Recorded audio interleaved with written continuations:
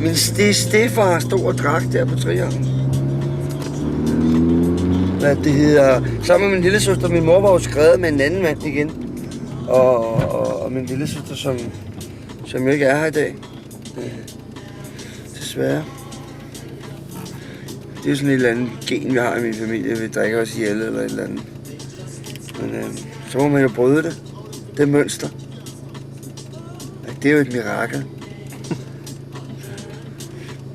Jo, ikke? Og så... Dem savner jeg jo alle sammen.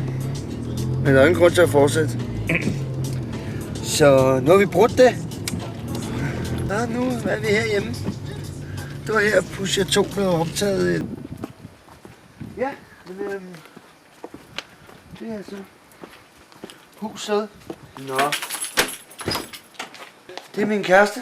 Det er mit parforhold. Gammel shovelhead fra 52.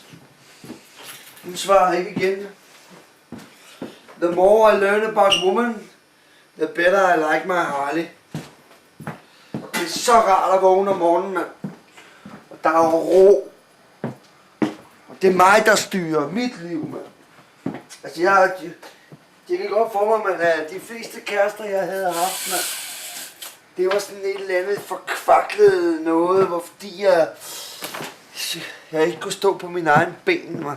Jeg havde brug for en suttekniv eller blomsterpind i ryggen, mand, eller... Ja, mor. Man må kalde dig mor, skal du kalde mig far, mand. Og så selvfølgelig også, fordi jeg var liderlig af noget, men altså... Ja... Nu bor jeg alene, det er fantastisk, mand. Jeg hedder Kurt, jeg bor alene. Så... Det er silke. Silke, det har jeg sparet for. Jeg har faktisk sparet sammen til alt det her for min bistandshjælp. Ja. De fleste af dem er døde. Natasha, min lille søster, Sam, Morten. De er her ikke mere. Desværre. Og så er der min datter. Hun er jo sprællevende. Så nu der skulle telefon til kussen. Det er kussen. Nej, men jeg skal være med i musikvideo og alt muligt i dag. Vi ses, hej. Mit liv var fucked up en gang. Nu er der ikke noget at rende rundt og være totalt vred på alt og alle. Så det er bedre at være positiv, glad og bare sprede noget kærlighed.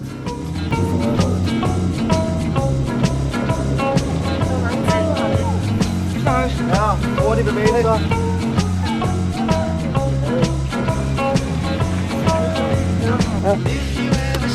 Ja. Jeg er forelsket. Hej! Hvad sagde den? Hej Daniel! Så vil vi godt se dig. Hold herovre bag den der. Hej. Hej! Ej, hvor er det bare godt at se dig. Det er lige mig der.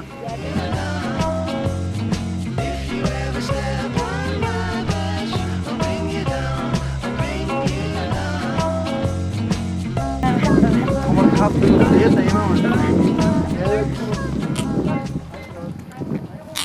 Ved ikke, hvem jeg er? Det er mig, der kan se.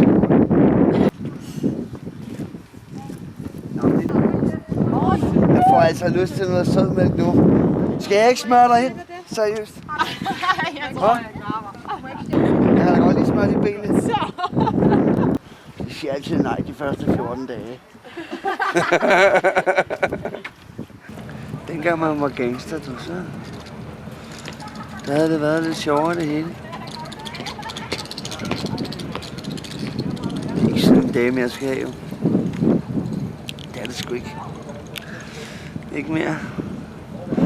Det skal bare have sådan en normal, stille og rolig. Hun må godt have store patter selvfølgelig. Det skal ikke være sådan... Nej du.